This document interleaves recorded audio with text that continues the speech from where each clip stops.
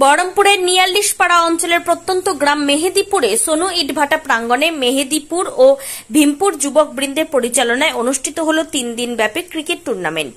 সর্বমোট 8টি দল অংশগ্রহণ করে খেলায়। মঙ্গলবার বিকেলে অনুষ্ঠিত হল ফাইনাল খেলা। ফাইনালে অংশগ্রহণ করে সোনু ভাটা স্টার ও রয়্যাল অফ সাবদাম।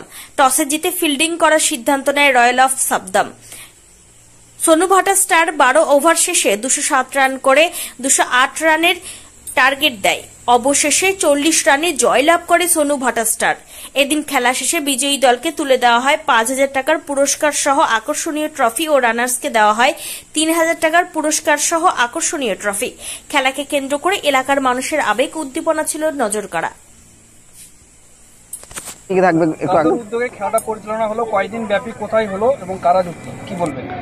আমাদের এই খেলাটা ভীমপুরের কয়েকজন উদ্যোগী হয়ে উঠলেও খেলাটা যেমন যেমন এগিয়েছে আমরা আমাদের পাশের গ্রাম মেহেদিপুরেরও অনেক যথাযথ সাহায্য পেয়েছি এবং তাদের সাহায্য নিয়েই আজকের এই খেলাটা 3 দিন ব্যাপী আর তার চূড়ান্ত ফাইনাল ছিল। আর এই ফাইনালে মেহেদিপুর বনাম ভীমপুর আমাদের খুব ভালো লাগলো যে যারা পরিচালনা করেছে সেই টিম দুটোই আজকে ফাইনাল খেললাম আমরা। তবে এই খেলাতে মেহেদিপুর জয়লাভ করলো 40 রানে আর ভীমপুর পরাজিত হলো। আর কয়টি দল অংশগ্রহণ করেছিল? খেলাতে 8টি দল অংশগ্রহণ করেছিল।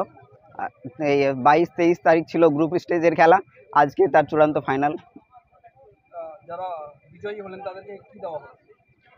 বিজয়ী দলকে 5,000 সহ একটি সুদৃশ্য ট্রফি দিয়ে সম্মানিত করা হলো আর পরাজিত দলকে 3,000 সহ একটি সুদৃশ্য ট্রফি দিয়ে সম্মানিত করা হলো।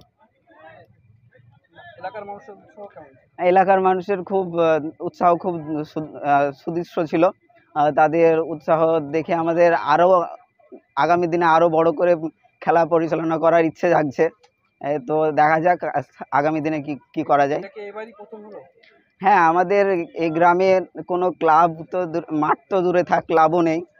সেক্ষেত্রে আমরা কোনো খেলা পরিচালনা করতে পারি না, পেরে উঠতে পারি না।